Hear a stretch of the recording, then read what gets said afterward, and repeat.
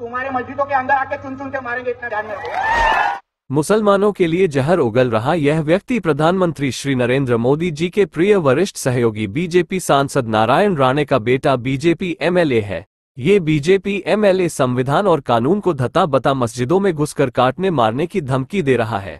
खाड़ी देशों में जाकर प्रधानमंत्री नरेंद्र मोदी सजदा करते हैं, मस्जिदों में घूमते हैं, विदेशों में गांधी और बुद्ध की बात करते हैं, लेकिन अपने ही देश में हिंसा करने तथा बीजेपी शासित राज्यों में अपने ही लोगों को काटने मारने की धमकी देने वालों को प्रश्न, श्रेय और प्रेय देते हैं।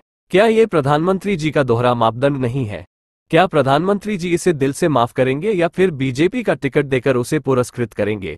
एक ओर बीजेपी अपने संगठन और जनप्रतिनिधियों के माध्यम से समाज में नफरत फैला मुसलमानों को टारगेट करती है, वहीं दूसरी ओर बीजेपी आरएसएस अपने संपोषित एजेंटों के मार्फत भ्रम फैलाने तथा विभाजन करने का कुचक रचती है।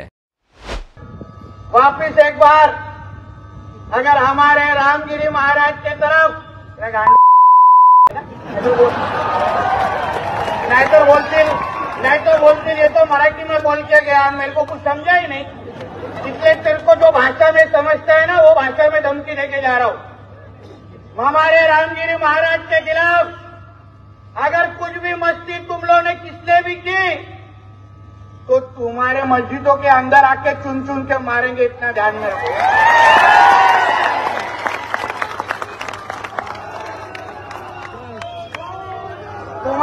तुमको तुम्हारी कौम की अगर तुम्हारी कौम की अगर चिंता होगी तो हमारे रामगिरी महाराज के खिलाफ कुछ भी बोलने का नहीं, वरना वो जबान हम लोग सही पे रखेंगे नहीं, ये तुम लोग याद रखना। नाही चालणार माझ्या देशामध्ये या सगळ्या गोष्टी आम्ही पाहतोय युट्यूबवर आणि सोशल मीडियावर कोण कोण आमच्या रामगिरी महाराजांच्या बद्दल हे एक एक मौली उठतायत आणि भाषणं देत आहेत, धमक्या देत आहेत, त्यांना अंगावर जाण्याची भाषा करतायत, आमच्या हिंदू धर्माच्या बद्दल वेडावाकडा बोलतायत। पोलिसांना मी सांगेन वेळेत ते युट्यूबचे चॅनल बंद करा। प्रत्येकावर आमचं लक्ष आहे, नाहीतर कुठेही तो त्यांचा कोण धर्मगुरू किंवा मौलवी अशा कुठल्या स्टेजवर असं कुठेतरी बडबडत आम्हाला दिसला तर त्याला काय आम्हाला मी सोडणार नाही, हे तुम्ही लोकांनी लक्षात ठेवा। त्यांना दाढी दाग करण्याची पण जागा आम्ही ठेवणार नाही, म्हणून उगाच वाकड्यामध्ये आमच्या जाऊ नका।